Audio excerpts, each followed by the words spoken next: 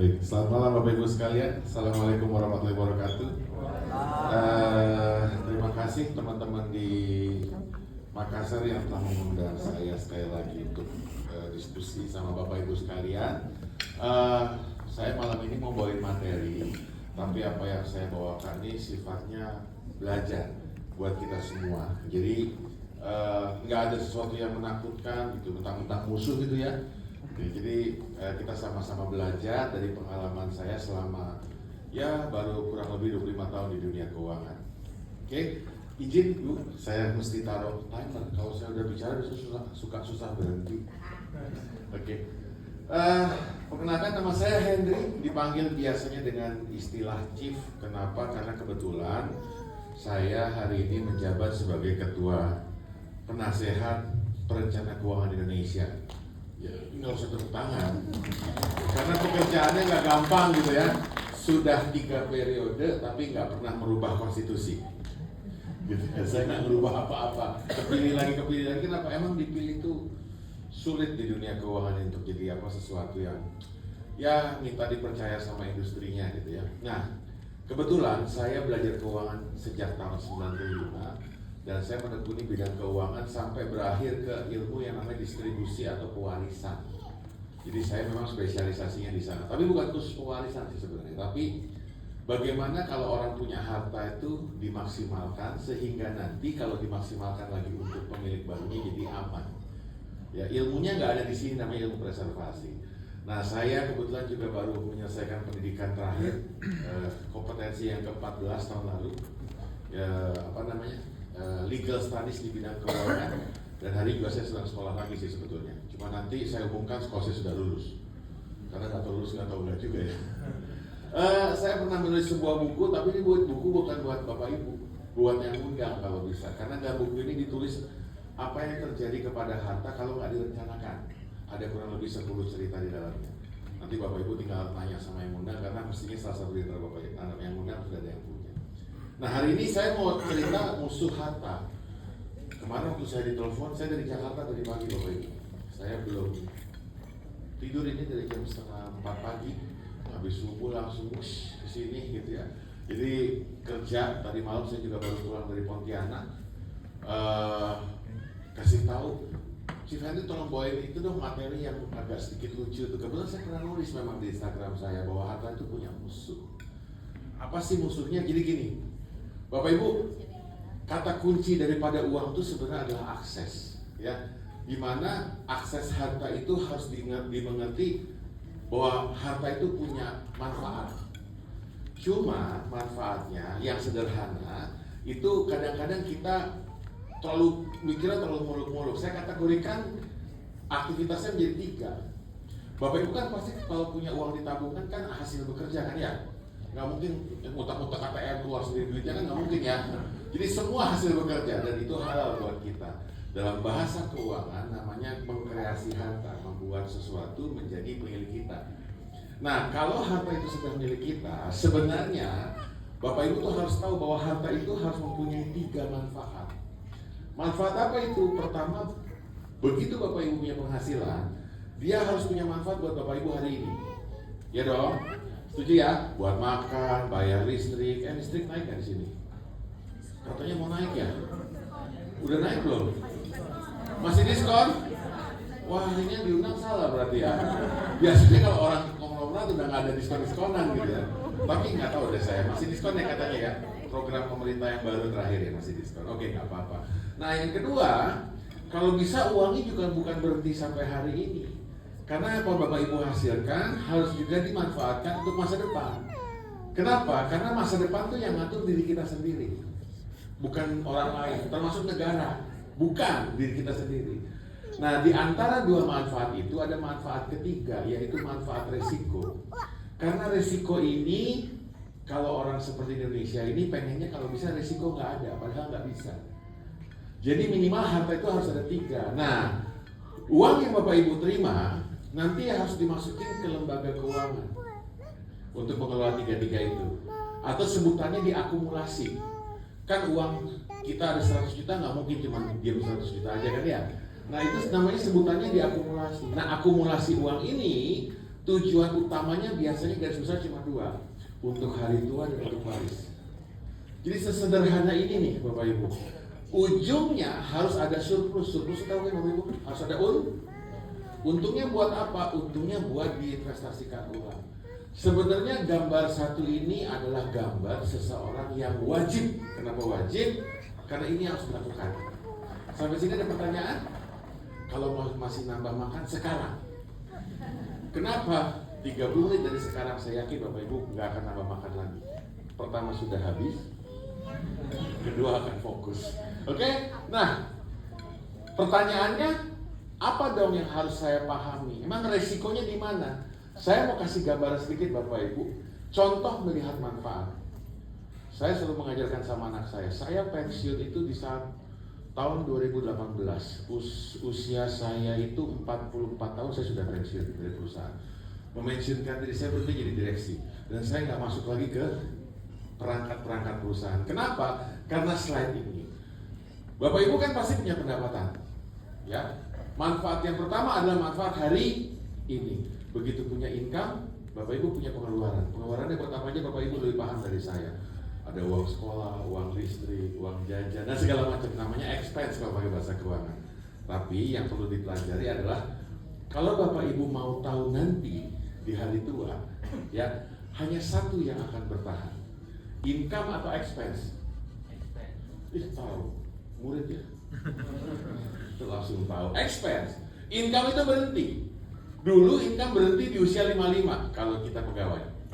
Sekarang sudah diumumkan katanya usia 59 ya, pensiun ya. Nah kalau pengusaha, saya nggak tahu karena mereka mengukur sendiri berhentinya kapan. Kapan berhentinya? Kalau dia sudah tidak mampu lagi bekerja.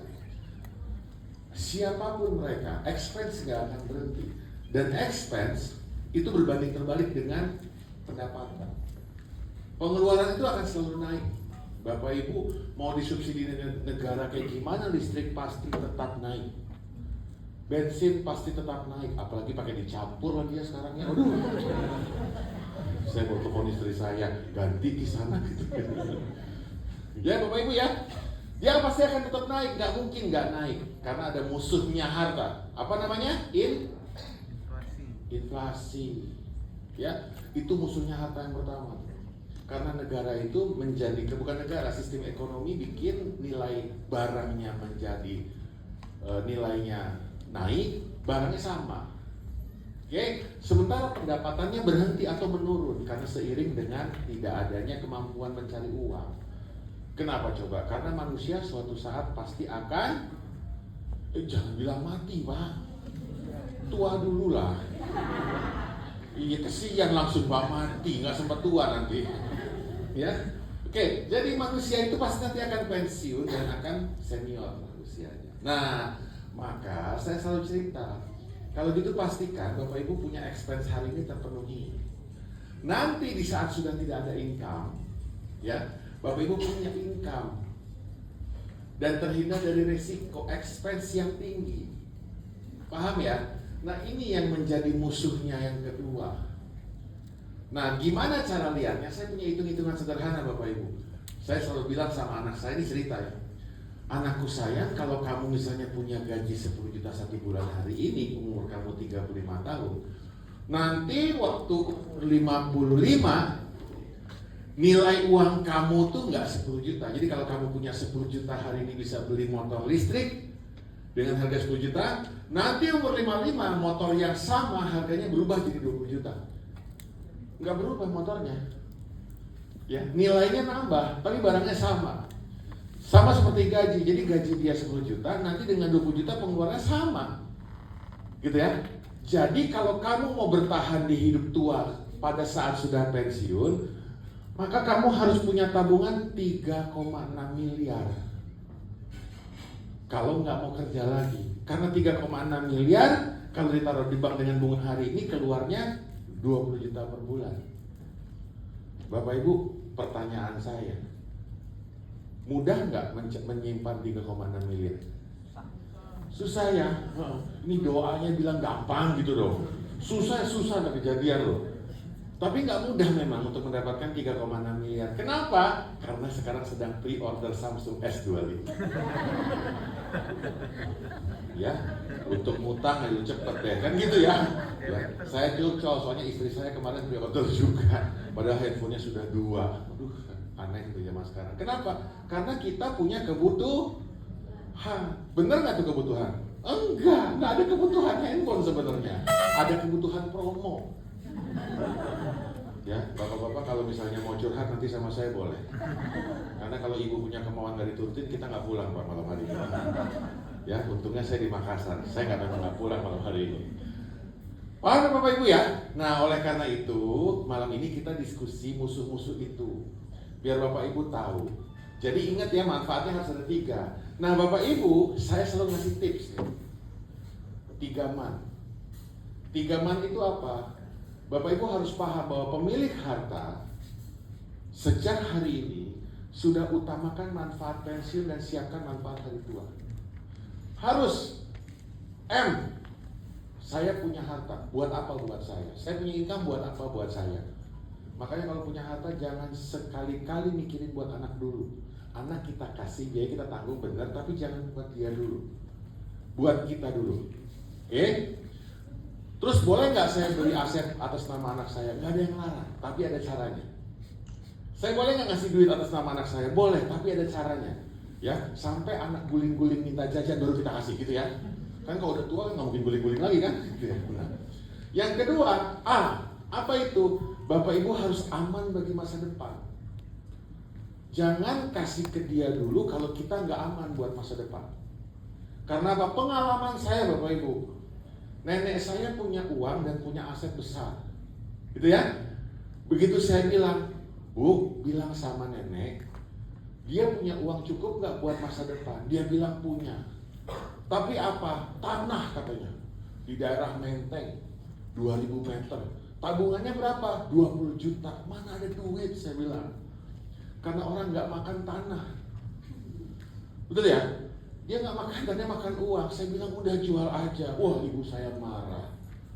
Kamu orang begini nggak, soalnya kalau nggak nanti hari tua ganggu anak. Betul. Nenek saya sampai umur 80 tahun masih merokok. Umur 82 mulai batuk-batuk. 83 paru-parunya kena. Gitu ya. Rumah yang 2000 meter daerah Menteng dijual. 86 meninggal. Tapi dari 82 ke 86 hartanya tuh habis 50%. Coba bayangin, nggak pernah diinvestasikan buat masa tua kan, malah dipakai kan. Lucunya Bapak Ibu, begitu meninggal, anaknya bilang, kok dikit ya warisnya tuh. Anaknya, termasuk saya bilang, saya nggak kebagian dong. Jangan ya Bapak Ibu. Paham ya? Amankan dulu buat kita di hari tua. Begitu aman hitungannya, baru Bapak Ibu nilai bagi yang nerima. Yang nerima tinggal nerima. Karena apa? Ingat, di dalam harta, negara itu tidak mengatur waris dalam sisi pembagian, hanya nilai yang dikirim. Gitu ya? Jadi kalau ada anak disisakan rumah, mau dibagi 4, ya tinggal terima, nggak usah komplain. Cuma di Indonesia nih lucu, dikasih rumah satu-satu, komplain, kok kakak saya dapat di sebelah tol, saya enggak. Gitu ya? Wah, yang di sebelah tol lebih mahal. Kakaknya bilang, coba kamu ting dari sebelah tol. Kakaknya melihat, wah, ampun deh. Saya, Bapak Ibu termasuk orang yang paling benci tol dibuka dekat rumah saya. Dulu saya beli rumah di pinggiran Jakarta. Saya dari Jakarta Selatan ke rumah saya tuh habis waktu 35 menit. Pengumuman. Dibuka 2 pintu tol. Wih, luar biasa. Sekarang Bapak Ibu, dari depan kompleks saya ke pintu tol itu 40 menit. Lebih lama. Iya, padahal kalau nggak macet cuma 7 menit. Ke Jakarta cuma makan waktu 15 menit. Jadi sekarang 40 menit hanya ke pintu tolnya saja. Yang belum bayarnya. Itu keluar tolnya masih 15 menit, makin lama Bapak Ibu. Jadi Bapak Ibu harus paham ya gitu-gitu. Nah, harta itu harus diantisipasi. Nah, apa caranya? Bapak Ibu kalau mau mindahin harta mikir, saya nih yang punya harta. Nah, harta nanti waktu pindah juga punya musuh Bapak Ibu. Musuh pertanyaannya itu apa? Pertama MAN juga, manfaat, A-nya administrasi, N-nya nilai. Manfaatnya pindah. Pertanyaan saya, kalau Bapak punya rumah, apakah anak mau rumah yang kita tempati atau enggak? Ayo, ada yang bisa jawab? Belum tentu. Belum tentu. Ibu saya ya, aduh saya sih paling pusing. Ibu saya itu seorang pengusaha. Saya kemarin nanya, Mama tuh punya aset apa aja sih sebenarnya? Gitu ya. Wah, Mama sesuai dengan orang-orang, doyannya pelihara tanah. Gitu ya. Tanah Mama berapa dan di mana? Satu di Jakarta ada 3 tempat, Pondok Labu 6.000 meter, Gatot Subroto 6.000 meter, terus ada lagi di Pasar Minggu 6.000 meter, banyak ya. Terus di mana lagi? Di Cirebon 4 hektar, di pinggir pantai, tapi nggak membatasin laut ya. Nah, di pinggir pantai ya, benar-benar di pinggir pantai. Terus sekarang udah nggak ada kali ya, saya udah nggak pernah lihat. Di Puncak ada 3.000 meter, di Banyuwangi ada, di Medan ada, di Malang ada, banyak banget tuh tanah gitu ya. Coba kalau dihitung semua Bapak Ibu, nggak usah jauh-jauh yang di Jakarta lah. Ya, kurang lebih 10.000 meter, kalau semeternya 50 juta udah berapa? 500 miliar. Kalau saya minta itu tanah pindah, berapa ongkosnya? Ayo, berapa? Jangan banyak Pak, biar takut, biar nambah makan. 5%, 500 miliar, kalau pindah 5%, 25 miliar. Saya dipanggil Prudensial Makassar tiap hari pun nggak nutup Bapak Ibu. Paham ya? Makanya saya nggak suka orang tua saya punya aset tanah. Jadi ini manfaat akuisisi dia nanti akan pindah. Nah ini musuhnya harta. Kenapa? Karena yang terima itu harus melakukan administrasi bayar. Nilai nggak ya? Nilai tinggal bagi. Manfaat tinggal cari siapa yang mau punya gitu ya. Tapi administrasi harus dilalui dan nggak bisa enggak. Nah Bapak Ibu, maka saya suka bilang titip pesan. Kalau nanti Bapak Ibu punya harta, Bapak Ibu pakai prinsip ini nih, 3 man. Ingat, harta itu kalau bisa yang pertama hindari mantap makan tabungan. Jangan. Bapak Ibu sekarang nabung sekuat-kuatnya, udah nabung jangan diambil-ambil. Tapi saya butuh, itu kalau butuh namanya bukan nabung, nitip. Ya, saya suka cerita sama anak saya, kenapa di bank itu ada ATM-nya, itu kamu lagi nitip duit namanya. Kamu hari ini taruh, besok ambil. Bapak Ibu di sini siapa yang bekerja sebagai karyawan? Masih ada? Ada? Ada ya Pak ya? Saya mau nanya Pak, karyawan itu biasa tertawa tanggal berapa Pak? Awal bulan Pak? Tanggal 1 atau tanggal 25? Oh, ada yang bilang tanggal 5, ada yang bilang tanggal berapa? Tak ingat tanggal tertawanya ya. Pertanyaan saya berikutnya, nangisnya tanggal berapa? Sorenya, waduh. Jadi habis terima langsung nangis gitu. Ini biar Bapak Ibu tahu ya, jangan tiru saya. Saya bukan tipikal suami yang ngasih aset ke istri, income ke istri. Selama perkawinan saya tidak pernah ngasih uang gaji saya, income saya ke istri, nggak mau saya. Saya nggak mau jadi pengemis buat perempuan, nggak mau. Saya bilang sama istri saya, kalau kamu butuh minta, kalau kamu butuh berapapun kamu minta. Dia butuh 10 juta saya kasih, 20 juta saya kasih, 1 miliar pun saya kasih. Kalau saya nggak punya duit, itu artinya saya masih belum sukses menghidupi keluarga saya. Itu saya. Asik ya. Makanya masih ngomong di sini. Karena istri saya banyak maunya. Ya, nggak boleh makan tabungan. Kenapa? 1, uang Bapak buat hari ini masih ada buat masa. Apalagi ada resiko. Tadi kan kasih tahu ya, resiko masih muda tadi misalnya sebelum itu. Umur 20 sekian tahun deg-degan langsung saya. Gitu ya Bapak, dan itu beneran terjadi. Nah setelah tabungan diamankan, yang kedua mindset, makan aset. Nggak boleh aset yang Bapak beli terus dijual lagi untuk kepentingan sesuatu, apalagi resiko. Survei membuktikan 84% orang Indonesia menjual asetnya karena punya kebutuhan hari tua yang nggak cukup. Itu. Dan yang terakhir, maut makan utang. Ya, kenapa begitu nggak cukup dia ngutang? Nah, jadi Bapak Ibu prinsip ini tolong dijaga supaya musuh hartanya jadi jauh dari Bapak Ibu. Sampai sini, Bapak Ibu paham? Enak terimanya ya? Lebih enak ini apa yang tadi itu? Ada sop. Sopnya nggak ada terlalu pedas gitu. Oke, lanjut. Nah, saya mau ngasih 5 tips sederhana aja yang Bapak Ibu bisa bawa pulang. Nah, materi malam hari ini, nanti kalau Bapak ingin dapatkan, Ibu ingin dapatkan, minta sama yang undang. Bisa dikasih kok. Saya nggak akan bawa pulang karena udah tahu di sini juga ya. Nanti tolong panitia dijadikan PDF gitu biar lebih ringan, bisa di-share ke Bapak Ibu gitu ya. Terus Bapak Ibu bisa pelajari. Ini semua materinya copyleft, nggak copyright. Ya, kalau copyright itu nggak boleh dicontek ya. Saya copyleft semua. Nah, ini 5 hal sederhana. Saya sebut tuh ontar Bapak Ibu. Ini ilmu keuangan yang saya kebetulan waktu studi S3 saya temukan dalam jurnal saya. Jadi kalau orang mau tahu bagaimana saya mesti bersikap dengan harta saya, ingat kata-kata ini aja ontar. 1, saya harus paham kepemilikan aset itu punya fungsi buat saya, punya manfaat buat saya. Ya, apa itu manfaatnya? Bapak harus tahu kapan itu harta terbentuk. Karena waktu Bapak Ibu punya rumah, punya deposito, punya apapun yang Bapak Ibu miliki, itu pasti punya administrasi yang tadi saya cerita waktu terbentuk. Ya, di sini siapa yang tidak punya rekening tabungan? Nggak ada? Semua punya ya? Pertanyaan saya, waktu buka rekening tabungan, siapa yang baca kontraknya? Nasib kita sama berarti. Saya baca, tapi customer service-nya yang saya baca namanya. Karena dia lokasinya di dada, Pak. Perempuan pula sama gitu. Kamu tahu ya, dagunya lebih maju daripada hidungnya.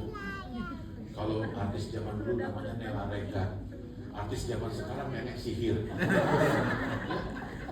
Jadi saya tuh harusnya ngasih tahu ke teman-teman Bapak Ibu, kalau Bapak Ibu tanda tangan sesuatu, Bapak Ibu harus baca apa yang Bapak Ibu miliki. Nah, apa yang Bapak Ibu miliki waktu Bapak baca, itu ada musuh-musuh harta tuh waktu Bapak punya di dalamnya.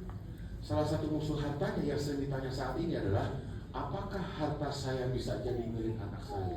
Jawabannya bisa tanpa potongan apa-apa selama Bapak Ibu waktu teken rekening tabungan, semua yang masuk sudah dipotong pajak.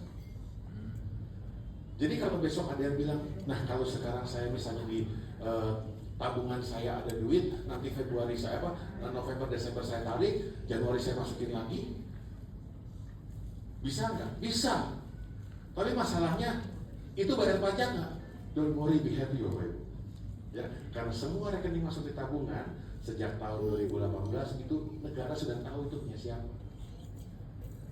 Kalau kita buka atas nama anak kita, itu udah ketahuan itu punya siapa. Ini kan ada sistem baru nih yang bisa mendetek ya.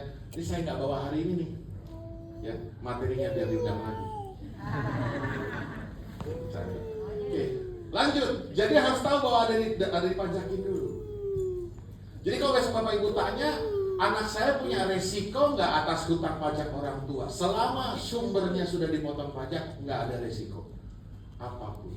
Itu ada di mana? Ada di saat Bapak Ibu buka rekening tabungan, ada tulisannya.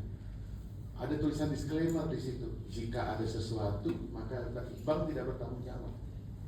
Gitu ya? Beli rumah, beli reksadana, semua sama. Oke? Jadi sebelum dia pindah ke pemilik baru, pastikan itu masuk di situ, lapor SPT. Nah, yang suka jadi masalah nih Bapak Ibu nih, musuh-musuhnya nih. Beli harta atas nama anak, harta hari ini masih nama orang tua, istri sama suami punya harta waris masih gabung-gabung, SPT-nya nggak ada, ini masih musuh-musuhnya harta nih hari ini. Hati-hati, ya hati-hati, pikirin baik-baik, ya karena sekarang di sistem sudah kelihatan. Kita main-main sedikit boleh.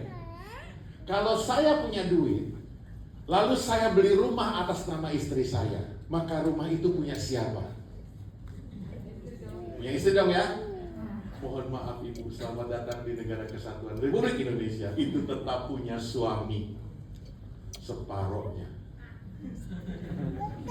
Ya, jadi kalau mau buat istri, pastikan suaminya meninggal sebagai suami.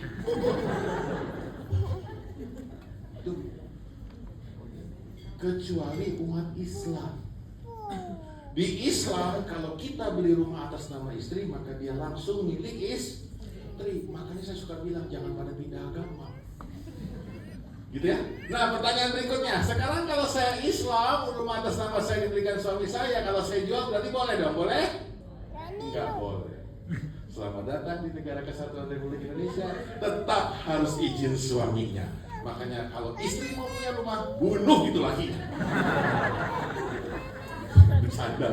Jangan ya, habis ini banyak korban nanti. Jangan. Paham ya, ini Indonesia. Hukum itu menjaga itu semua. Nah, bayangin beli rumahnya atas nama anak. Maka rumah itu punya siapa? Nah, kalau beli rumah atas nama anak, ditanya anaknya punya NPWP-nya. Kalau anaknya punya NPWP, rumah itu jadi milik anak. Kalau istri enggak.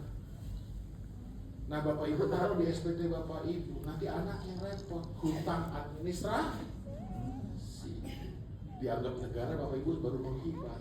Kenapa? Kalau Bapak Ibu sudah atas namakan ke anak, rumah itu tidak bisa diminta lagi. Kalau ke istri masih bisa. Makanya tolong baik-baik sama suaminya. Paham musuhnya harta sampai di sini? Ya, di SPT. Nah, kalau nggak ada di SPT gimana? Hutang nggak? Hutang. Kita baca sama-sama. Di dalam dunia pajak itu, pasal 1 bunyinya, pajak itu kontribusi yang wajib kepada negara sifatnya memaksa dan berhutang. Kita lihat ya, kalau ada hutang pajak apa yang terjadi? Saya sebagai laki-laki yang tanggung jawab, kata pasal undang-undang. Ibu yang ke depan, iya nggak? Yang nomor B ini, tulisannya siapa? Istri. Jadi kalau suaminya kerja, istrinya nggak tahu suaminya punya utang pajak gitu ya, colek nanti di rumah. Pak, kamu punya utang pajak, kenapa? Di undang-undang nggak dibilang suami, istri yang harus bayar. Mohon maaf Bapak Ibu, ini bukan tabu, tapi banyak orang suami meninggal dunia, pengusaha, termasuk klien saya pengusaha Makassar meninggal dunia, yang ditelepon istrinya suruh bayar. Begitu istrinya lihat, sudah dari kantor pajak, ternyata suaminya punya hutang miliaran, langsung dia bilang, papaku sayang, aku nyusul. Daripada 8 miliar Pak, mendingan ikut papa di surga. Tapi orang pajak yang nggak berhenti, habis istri siapa? Salah seorang ahli waris belum tentu anak. Coba kalau dia Islam gak ada laki, asobahnya lari ke omnya, ke adiknya, ke pamannya, coba. Dan seterusnya. Itu musuh harta tuh. Kelihatan resikonya? Kelihatan ya? Jadi Bapak Ibu musuhnya harta saat pindah administrasinya itu. 2, musuhnya harta lagi. Tadi saya tanya. Hubungan sekarang. Sekarang saya buka rekening nih, saya single ya. Saya belum nikah, saya punya rekening. Saya berhasil menabung 1 miliar lah gitu ya. Tiba-tiba saya menikah nih dengan istri saya tercinta. Ya. Lalu besok ditanya, aset itu punya siapa setelah menikah? Jawabannya, kan saya buka rekeningnya sebelum kawin itu 1 miliar. Terus saya nikah. Nah setelah nikah ditanya, tabungan itu punya siapa? Ayo. Punya saya, selama tabungan itu tidak diisi di dalam perkawinan sebagai pendapatan. Suami kan cari duit ya, mengkreasi harta untuk menghidupi hari ini. Begitu dia cari duit buat hari ini, maka income-nya nyampur di hartanya suami. Jadi harta bersama. Maka kalau kejadiannya kayak begini, suami yang dikawinnya kaya, ya, istrinya kerja, gaji istrinya masukin ke gaji suami, terus ceraiin. Langsung gono gini. Enggak, jangan ya, bohong, enggak gitu. Tapi betul, dia kecampur Bapak Ibu. Kecampur. Contoh lagi, saya beli rumah atas nama saya sebelum perkawinan. Terus saya menikah dengan istri saya. Lalu rumah itu setelah menikah punya siapa? Nah, kalau rumah beda. Kalau tabungan bisa milik bersama, kalau rumah belum tentu. Selama tidak diapa-apain. Makanya Bapak Ibu nanti kasih tips sama anak. Kalau nanti kamu nikah, khususnya anak perempuan ya, sama suami kamu, mama papa modalin dikit, renovasi tuh rumah. Dia jadi harta bersama.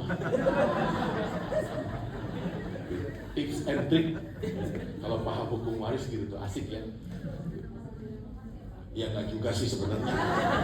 Jangan bilang begitu langsung asal direnovasi langsung dicek doang gitu ya, enggak gitu. Sebab kalau di persidangan kalau nilainya cukup signifikan bisa digugat. Gitu ya. Tapi nggak sesederhana itu. Ini kenapa saya sampaikan supaya saya diundang lagi dan gitu aja. Nah, masalahnya kalau harta tuh kalau di Indonesia tuh terjadi saat bercerai. Cerainya bukan cerai hidup, tapi cerai meninggal. Apa yang terjadi Bapak Ibu? Bagaimana cara membuktikan bahwa harta itu nanti punya istrinya. Nah ini yang kita tadi bilang, Bapak Ibu nggak pernah baca perjanjian buka rekening. Karena saat buka rekening itu ada sebenarnya persyaratannya. Satu, Bapak Ibu mau punya deposito rumah isinya sama. Waktu Bapak Ibu tanda tangan apapun dokumen harta, Bapak Ibu tanda tangan perjanjian kata KUH Perdata itu ya pasal 1233 1234. Semua yang Bapak Ibu tanda tangan itu merupakan sebuah perikatan yang ditujukan untuk memberikan manfaat buat Bapak Ibu. Manfaat buat Bapak Ibu hari ini ya, nggak bilang saat nanti. Nah pertanyaannya, kan yang buka Bapak, ya kan ya? Yang buka rekening Bapak. Kalau Bapaknya kena resiko, gimana tahu bahwa ini adalah istrinya? Suratnya yang berlaku. Surat apa namanya? Akte perkawinan. Di Indonesia nikah siri boleh? Yang nggak bilang nggak boleh siapa? Nikahnya pakai daun bir. Daun siri gitu. Boleh. Nikah itu secara agama tuh bukan secara negara. Nikah tuh harus secara agama dulu kata negara. Ini undang-undang perkawinan bilang begitu. Nanti kalau agamanya sah baru negara nyatet supaya terjadi hubungan perdata. Jadi kalau ada resiko sama suami dibuktikannya pakai ini. Nah yang kesian kalau nikahnya siri, resiko istri nanti kalau atau suami mau minta hartanya dari mana? Nah gitu deh gitu ya. Akhirnya mesti masuk pengadilan. Belum lagi istrinya 2, 3. Klien saya istrinya 3 dengan 3 agama yang berbeda. Bayangin. Hebat gak tuh klien? Saya pengen nanya aja bawaannya gimana caranya. Sekarang saya juga gak paham ya, karena klien saya kebetulan keturunan Tionghoa, mau punya anak laki. Nikah pertama dia gak punya anak laki. Dia mau nikah lagi, di agamanya dia gak boleh. Gitu ya. Akhirnya dia memutuskan untuk gak pindah agama. Dia untuk kawin lagi tapi dia pilih agama yang mirip, Kristen, Katolik gitu. Tetap nggak punya anak laki. Nikah lagi udah nggak bisa. Dia minta izin sama yang pertama, dikasih izin untuk nikah yang kedua. Yang ketiga, yang pertama bilang maruk lu ya. Akhirnya dia pindah Islam biar bisa menikah lagi. Dan waktu dia menikah Islam punya anak laki. Coba bayangin, jadi 3 agama. Dia 3-tiganya ada keturunan. Gimana cara membuktikan bahwa anak ini ada hubungan sama bapaknya gimana? Hanya satu, akte kelahiran. Jadi Bapak Ibu, akte kelahiran tuh standarnya punya 3 nama. Laki, bapak, ayah, perempuan, ibu, dan nama anak. Kalau nama ibunya nggak ada mungkin nggak? Nggak ada. Di dalam akte ini minimal yang tercantum tuh anak sama ibu. Bapak mungkin nggak ada. Gitu ya. Jadi nanti Bapak Ibu pulang periksa.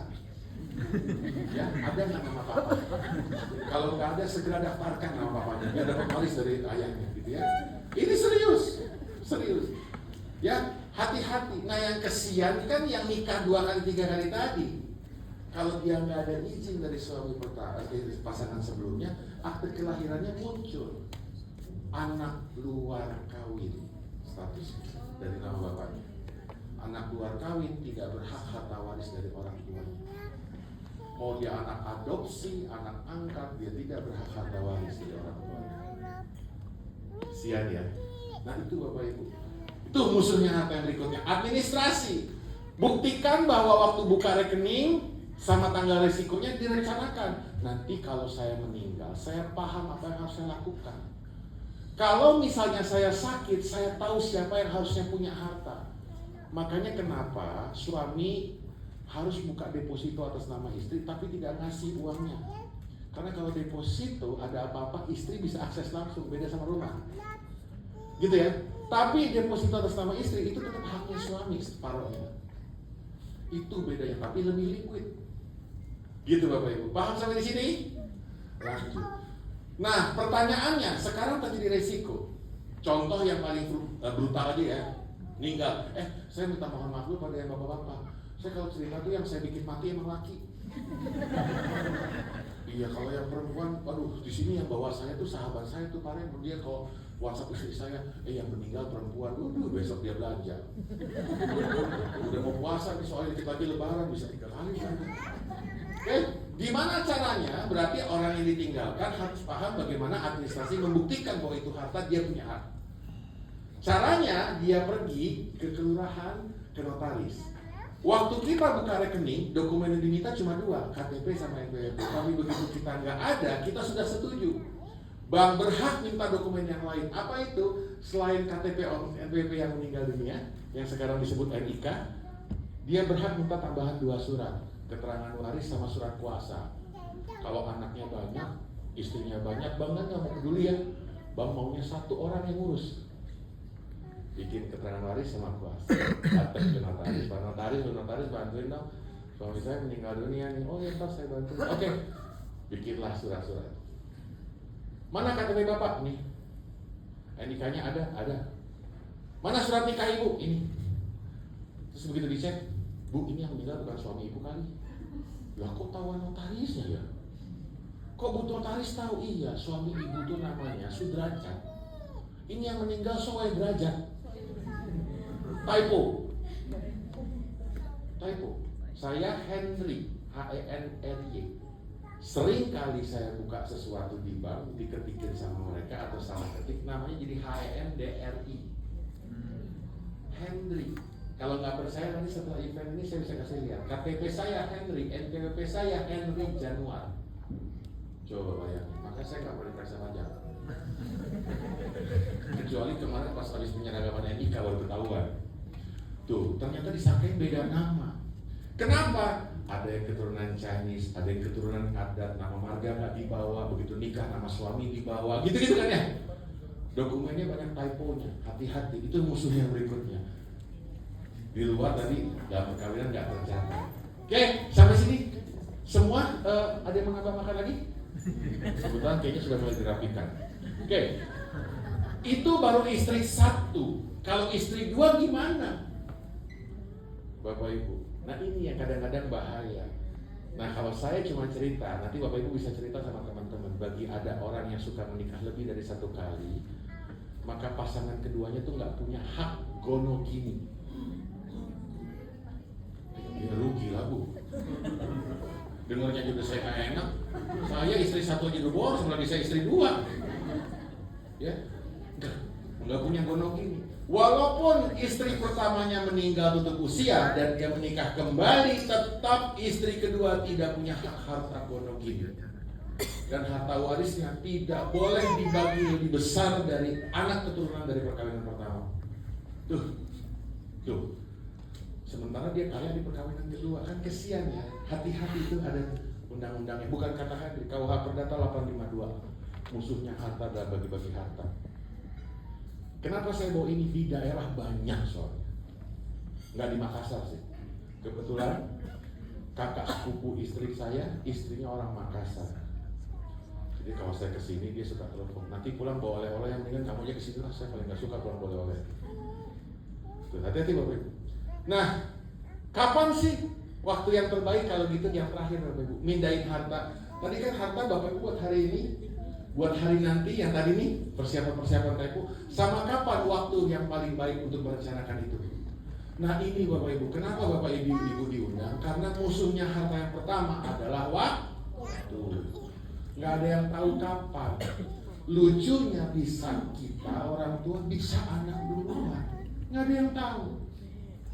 Ya, saya cuma mau cerita begini. Beberapa bulan yang lalu, saya malam-malam habis maghrib mau pulang. Anak saya nelfon nangis-nangis. Saya bilang ada apa? Anak saya bilang, ayah ingat nggak? Ada anak yang suka ke rumah, yang suka belajar di rumah. Dari mulai SMP 1, 2, 3, SMA 1, 2, 3 sampai kuliah. Iya. Namanya Bebel. Iya. Ya, ibunya udah nggak ada. Iya. Kakaknya udah pergi ke luar negeri berlayar. Iya. Dia kecelakaan motor, kepalanya terlindas truk, ayah. Meninggal di depan sekolah. Saya datang, bapaknya, kesian, baru kehilangan istrinya, kehilangan anak perempuannya, gitu ya? Kan nggak ada yang tahu. Nah musuhnya harta tuh itu. Nah hari ini Bapak Ibu diundang oleh Prudensial untuk berdiskusi, bukan diskusi kapan tanggal meninggal ya, bukan. Serem, saya juga nggak mau Bapak Ibu. Tapi if something happen, what should I do? Karena saya orang keuangan, berarti saya cuma bilang, yuk kita siapin kalau ada resiko, ada apa-apa. Bapak Ibu punya harta yang bisa diakses, bukan sama saya justru, sama yang nerima harta. entah dia istri, entah dia anak, entah dia siapapun, termasuk rumah sakit, bisa akses harta kita. Tapi jangan pakai harta saya. Kalau bisa, kenapa? Karena harta saya buat saya sama buat tua. Paham ya Bapak Ibu ya? Buat resiko, jangan pakai harta saya. Gimana caranya? Bapak Ibu tinggal hitung. Tadi kan saya dengar ada sakit kritis ya. Kalau tiba-tiba saya kenapa-napa, cukup nggak segitu? Adiknya ibu saya itu meninggal karena sakit kanker. Lucu.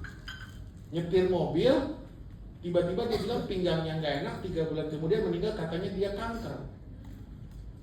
Kanker apa saya nggak tahu, katanya kanker. Nah, lah lucu. Saya punya murid di Jakarta mengalami kanker yang sama. Cuma di Jakarta obatnya pakai jaket. Jaket apa tuh harganya 30 juta dan sembuh loh. Karena ternyata sekarang pengobatan tuh atas, kalau percaya aja bisa sembuh ya. Gitu ya, saya nggak tahu, ada dicapi-capi sembuh, kedukun sembuh, kan saya nggak tahu ya. Nah dia percaya akan seorang dokter punya penelitian, kata kalau kanker pakai jaket itu sembuh. Dan dia sudah 8 tahun saya kenal murid saya ini, kanker rahim, dan dia nggak apa-apa. Nah adiknya mama saya kasih tahu itu, dia beli, tapi dia nggak pakai karena nggak percaya. Nah lucunya itu sakit kritis. Ada nggak asuransi rumah sakit yang membiayai itu? Nggak ada. Yang ada santunan yang tadi dijelaskan. Nggak pakai uang kita. Itu Bapak Ibu. Paham ya? Jadi itu yang harus kita pahami. Yang kedua, nanti buat masa depan kita kalau kita nggak ada, harta itu akan dibagi. Sekarang saya mau tanya Bapak Ibu. Kalau saya menikah istri dengan 2 anak, saya kenapa-napa? Rumah yang saya beli, yang saya tempati, yang kami hari ini tempati, harusnya buat siapa? Buat keluarga ya. Kalau istri saya mau tinggal di situ, anak saya bilang jual, kira-kira gimana? Gimana perasaan istri saya tinggal dengan anak bilang jual aja mah, mama udah tua. Itu yang terjadi di Panti Jompo, Bapak nih. Tuh, gimana nasib istri saya? Padahal harusnya secara manfaat, harta itu buat istri saya dulu. Tapi negara bilang nggak bisa. Negara bilang harus dibagi.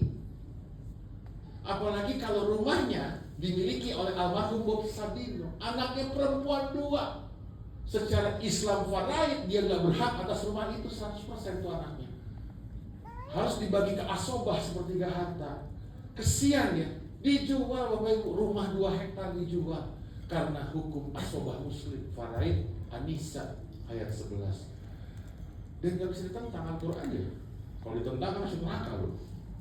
Gitu ya. Nah Bapak Ibu, ini yang kita canangkan buat masa depan. Nggak usah serem, biasa aja. Minimal kita paham. Lalu apa yang harus saya lakukan? Cari aktivitas yang bisa saya pahami. Tinggal pilih kok, mau pakai hibah, mau bikin wasiat, apa mau menunggu waris, tapi direncanakan. 3-tiganya bisa dipilih. Dengan berbagai catatan. Enaknya Bapak Ibu rencanakan. Hibah itu gimana? Mindahin harta saat Bapak Ibu masih hidup. Bisa nggak? Bisa. Kalau Muslim gimana? Muslim wakaf ya. Tapi kalau wakaf harta di dalam Islam bukan kepada keluarga sendiri ya?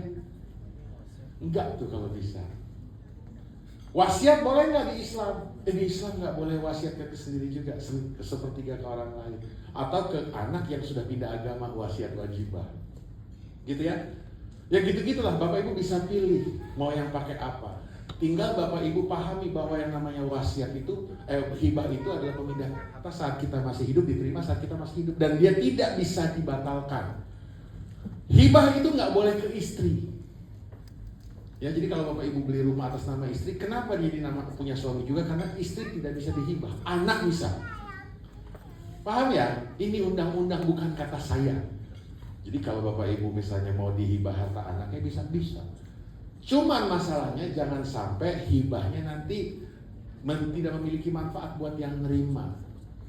Ya, contoh saya mau kasih tahu, 2018 saya sudah bilang sama klien saya, jangan hibah anak 1, laki. Bapak ibunya punya aset 800 miliar. Dia bilang, anak saya sudah tinggal di Australia, daripada bermasalah mendingan saya jual semua, saya kasih ke anak saya, toh nanti jadi milik mereka biar gampang gitu ya.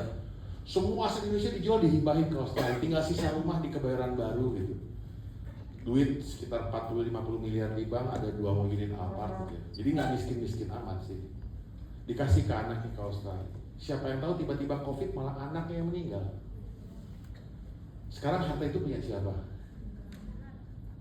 Punya anaknya yang meninggal. Anaknya cuma satu-satunya. Punya siapa? Nah, anaknya sudah menikah. Berarti harta itu sekarang punya istrinya ya. Nah, disitulah menantu berubah jadi hantu. Apakah bisa buat saya lagi? Karena undang-undang bilang nggak bisa gitu ya. Tahu nggak apa kata menantunya? Dia bilang gini, papa, mama, anak papa mama almarhum orang baik. Ya, papa mama kan punya cita-cita kan ya, mau tinggal di Australia, menghabiskan hidup di sini, pindah. Harta papa mama tetap akan saya habiskan buat papa mama meninggal di Australia, saya ngurusin. Tuh, menantu yang baik kan ya. Besok tanya sama menantunya, kamu punya rencana yang sama enggak? Hibah itu hanya bisa dibatalkan kalau dia melanggar hukum dan penghibah dibunuh sama penerima hibah gitu ya. Jadi kalau hartanya balik lagi, ingat, titip pesan penantunya, tolong bunuh papamu biar balik lagi ke mama gitu. Enggak, bohong bercanda. Paham Bapak Ibu ya? Nah, hibah yang murah, yang mudah adalah hibah ke satu keturunan dan satu derajat. Dia akan bebas pajak. Contoh dari kakeknya ke anaknya, anaknya ke cucunya.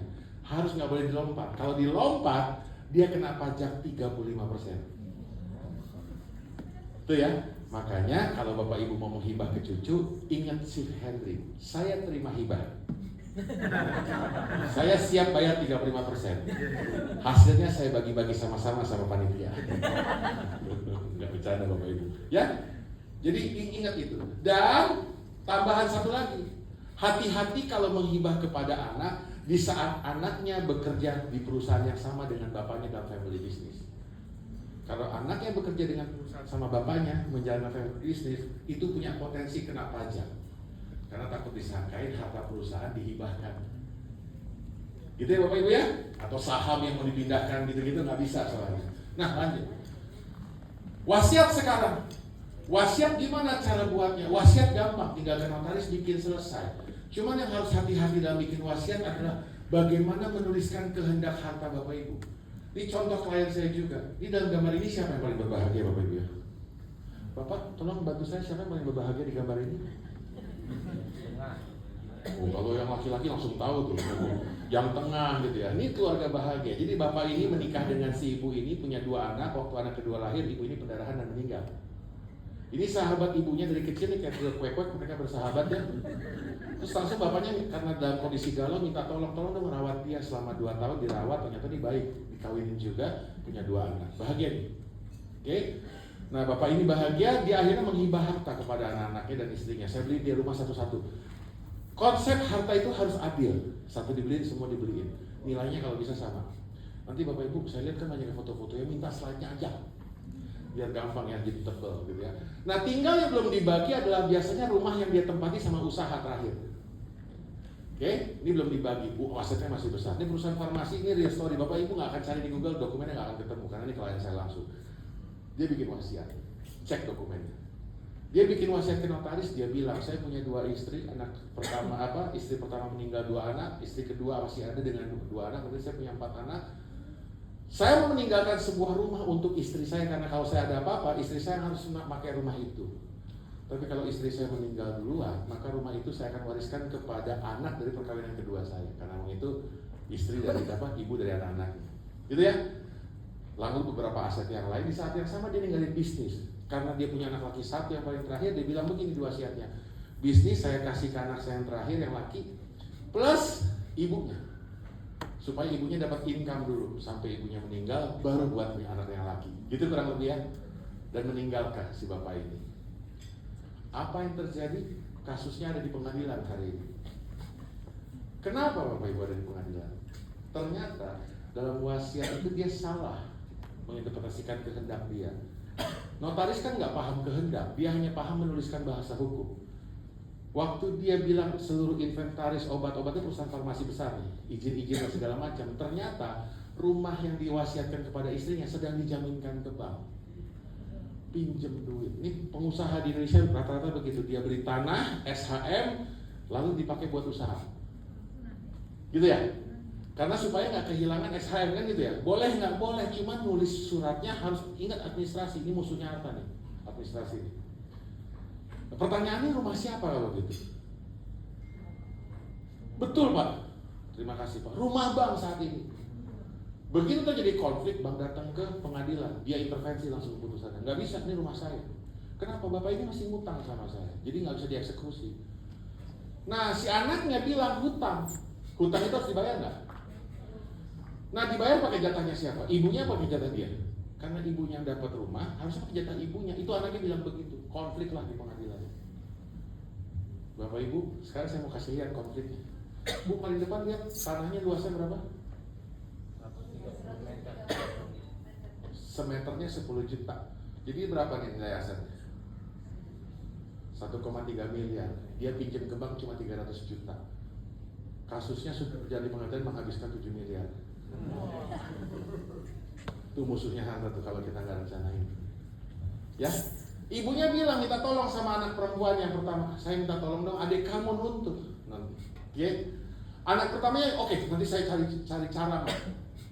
Dia cari pengacara, dia cari cara. Anaknya bilang, mas saya nggak bisa bantu. Kalau saya ikut nuntut adik, mama itu datangnya dari perkawinan kedua. Hak warisnya itu memang dihitung-hitung susah, apalagi ada hutang dan segala macam. Ya udah deh kalau gitu adik kamu yang kedua deh.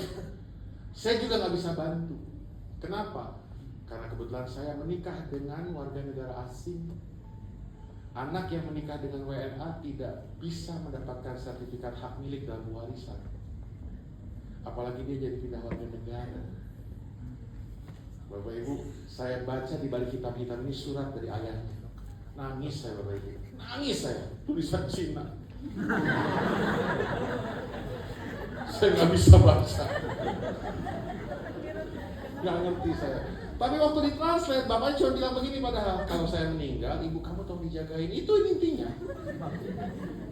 Tapi gimana jagainnya, berantem di pengadilan. Akhirnya apa? Tahun 2022 diputuskan di pengadilan bahwa tidak ada yang menang, dan saat diputusan dibacakan ibunya meninggal dunia di kursi pengadilan.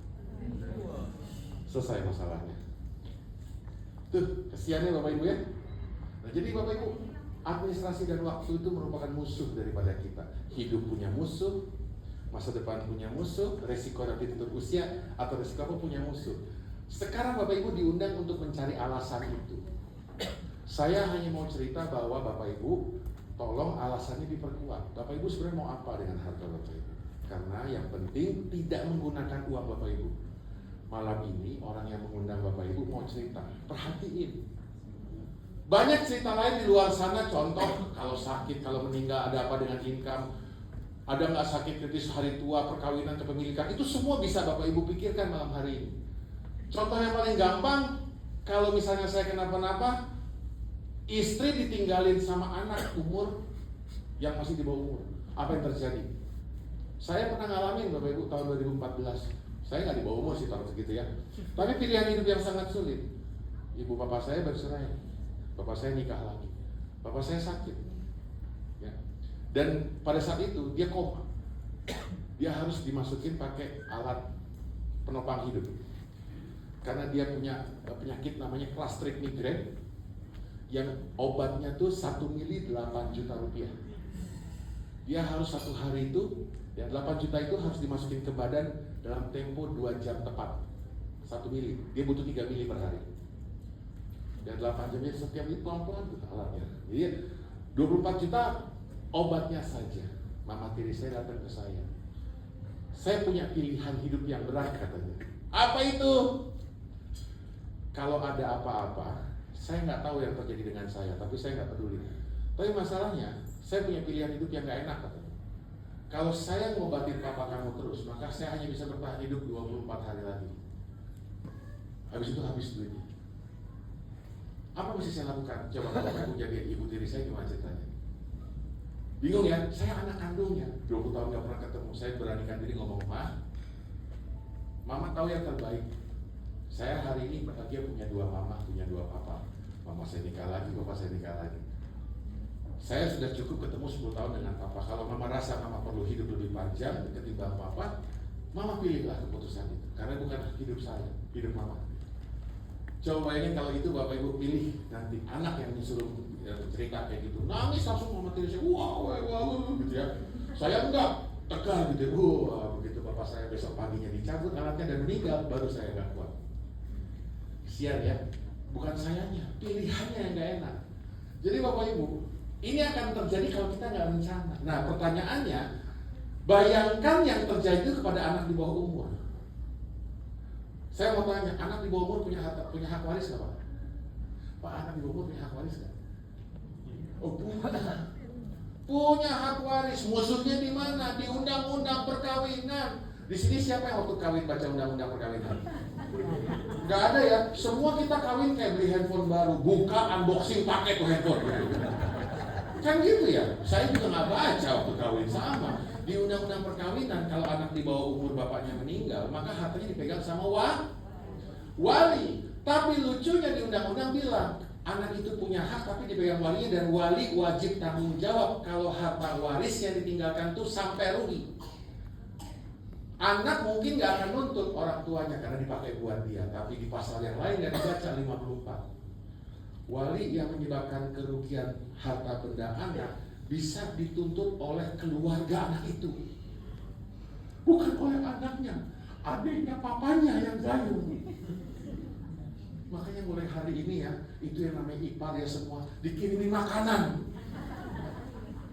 Ya, kirimin makanan, jangan musuhan. Mau dia marah udah sup melindureng, kasih biar baik gitu. Kalau ada apa-apa, selama anaknya masih kecil ya. Kalau udah gede nggak peduli, nggak bercanda. Ngerti Bapak Ibu ya? Ini yang suka terjadi di Indonesia. Kesian kalau ada apa-apa. Nah kasus-kasus gini, saya punya rumah yang tadi dijual, nggak boleh. Kata undang-undang kalau si istri mau jual rumah anak masih kecil, tetap harus izin pengadilan dan bisa dituntut sama keluarga. Kan kesian ya. Nah pertanyaannya, ada nggak alasan lain Bapak Ibu yang Bapak Ibu temui pada malam hari ini? Nah, saya mau cerita kesimpulannya begini Bapak Ibu. Bapak Ibu harus paham apa yang maksudnya dalam perjanjian. Itu administrasi. Bapak Ibu semua beli rumah, buka rekening, tanda tangan sesuatu. Tanda tangan itu ada maksudnya. Itu namanya kontrak. Malam hari ini yang mengundang Bapak Ibu mau bilang, kalau Bapak Ibu mau melakukan sesuatu atas sesuatu yang belum terjadi, yaitu resiko, maka undang-undang berikan kesempatan malam hari ini. Bikin nih rencana atas sesuatu yang mungkin atau memang belum terjadi, silahkan. Bikin deh rencana itu. Kalau ada apa-apa, risetnya Bapak Ibu tinggal pikirin. Ini semua milik kita nih. Kalau kita ada apa-apa, mau sakit, mau apa, ini semua langsung dibekukan oleh administrasi. Aksesnya nggak akan diterima oleh siapapun. Nah, si pemilik akses ini kalau misalnya berhenti mendapatkan manfaat, siapa yang harus dapat manfaat? Kalau nggak istri ya orang lain. Nah, biarkan aset ini bekerja buat mereka, entah waktu kita hidup atau nanti kita tutup usia. Resikonya Bapak Ibu pindahkan sedikit dari nilai aset tersebut, berkontraklah, bikin perjanjian, keluarkan sedikit biaya. Kalau ada resiko di sini, nanti akan keluar harta baru yang tidak akan ngutak-ngutik harta Bapak Ibu. Itu masalahnya. Itu yang diajarkan hukum keuangan di Indonesia. Nah pertanyaannya cuma bilang begini, apakah dia sah? Undang-undang negara bilang pasal 1338, kalau Bapak Ibu bersepakat atas niat yang baik tadi dan tidak melanggar undang-undang, tidak menggunakan harta waris, tidak menggunakan hukum hibah, tidak menggunakan hukum wasiat, maka dia akan berlaku sebagai undang-undang bagi para pihak yang bersepakat dan tidak bisa digugat pakai cara apapun. Itu masalahnya. Pertanyaannya, asuransi ya? Bukan. Udah melotot tuh prudensial. Ini bukan asuransi sembarang asuransi Bapak Ibu. Karena orang nggak paham bahwa asuransi itu bukan harta. Asuransi itu bukan aset. Asuransi itu adalah nilai perjanjian sebenarnya, yang sejak Bapak Ibu tanda-tangani sesuai dengan waktunya dan administrasinya dibuat bukan untuk menjadi aset, tapi untuk menjadi manfaat resiko. Jadi kalau saya beli dan saya miliki ini polis, bukan untuk saya dia. Untuk siapa? Untuk yang menerima. Karena manfaatnya buat resiko. Kalau Bapak Ibu mau punya duit banyak, nabung di bank. Jangan nitip di bank. Beli rumah. Tapi dua-duanya itu punya resiko kalau saya ada apa-apa. Pindahkan sedikit harta, masukin ke perjanjian asuransi. Karena secara administrasi, secara waktu dia bukan aset. Dia merupakan biaya, kata undang-undang.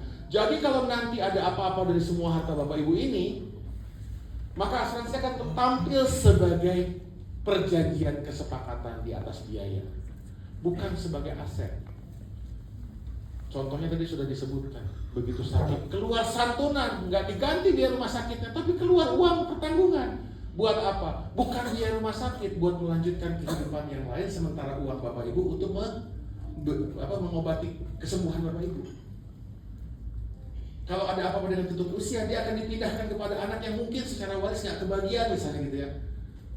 Nah, OJK sejak tahun 2022 bilang, kalian perbaiki polis kalian dengan kontrak ini. Dan saya senang sekali, Prudential adalah perusahaan pertama yang langsung cepat tanggap dan memperbaiki polis-polisnya. Gitu. Kenapa kok tahu? Kok tahu ketua penasehat tahu lah, minimal dikit-dikit ya. Itu teman-teman. Nah, jadi Bapak Ibu harus paham konsep daripada harta. Manfaat hari ini, manfaat saat nanti, dan manfaat resiko. Jangan sampai musuhnya keburu datang.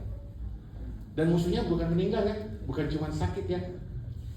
Chief Henry sekarang waris itu susah ya, iya. Orang sekarang penyakitnya diwarisin ya. Ya, toilet juga diwarisin sekarang. Semua gitu ya. Jadi Bapak Ibu harus tahu bahwa bagaimana caranya mengantisipasi resiko dengan cara membagi-bagi nilai harta yang baik.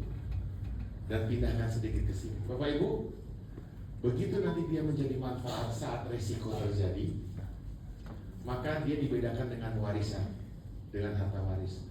Asuransi berdiri sendiri. Kalau ada apa-apa, Prudential akan bayar dan tidak akan dipotong pajak sama sekali. Persis seperti warisan. Gitu ya. Nah, tinggal yang terakhir, Pak Henry, doa kami kencang di Makassar di ruangan ini. Ya, kami minta sama Maha Pencipta, tolong, itu kan dia lagi arisan ya, tolong sedotan nama saya jangan keluar duluan hari ini. Panjangkan umur saya supaya lebaran ini saya bisa lewat, lebaran depan lewat dan sehat, gitu ya. Panjang umur lah akhirnya. Sampai pada suatu ketika Prudential nyerah. Sampai akhirnya polis itu mengeluarkan keuntungan. Keuntungan apa? Hidup. Misalnya nanti yang undang bilang bahwa ini ada manfaat, belum sampai tutup usia ada yang dikembalikan dalam bentuk keuntungan. Negara itu hebat Bapak Ibu, karena ini merupakan biaya yang Bapak Ibu tabungkan untuk manfaat risiko. Jadi apapun yang dikembalikan oleh Prudential nanti berupa keuntungan sesuai dengan Peraturan Menteri Keuangan nomor 168 tahun 2023, manfaat yang dikembalikan pun semuanya bebas pajak. Tuh. Tapi jangan punya duit 10 miliar masuk ke sini semua. Nggak makan nanti. Gitu ya. Gimana caranya? Tanya sama yang undang. Apa yang harus saya lakukan? Rencanakan dulu. Oke? Masukin sebagian. Biasanya saya kalau pakai patokan 10% dari total harta saya. Kalau nggak bisa dimasukin, minimal jadikan perlindungan. Itu dulu. Mulai dari sana, cari alasan yang baik buat Bapak Ibu sekalian.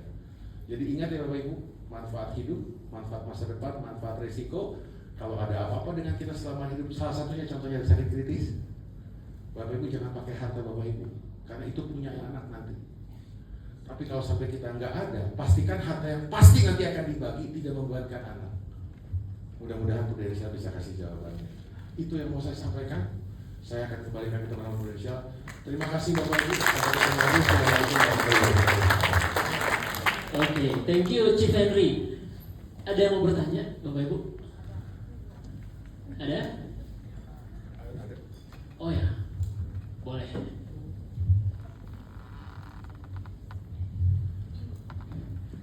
Terima kasih. Perkenalkan, nama saya Suci. Ingin bertanya sih, seperti yang tadi sudah dijelaskan bahwa istri kedua itu tidak menerima hak. Yang jadi pertanyaan saya, kalau sekiranya istri itu menikah secara resmi, apakah dia juga tidak mempunyai hak? Kemudian anak tiri ini, apakah dia juga mempunyai hak atau tidak dari harta warisan dari orang tua? Terima kasih. Terima kasih. Saya mau masuk dari cerita agama dulu ya. Di Islam itu nikah 2 kali boleh? Boleh. Nikah 4 kali boleh? Bagi yang mampu. Saya nggak masuk ke gosipnya ya, tapi kan boleh. Jadi jawaban saya begini, selama pernikahan itu sama agama diperbolehkan dan negara juga mencatatkannya, maka akan ada dua cara untuk membagikannya kepada para istri.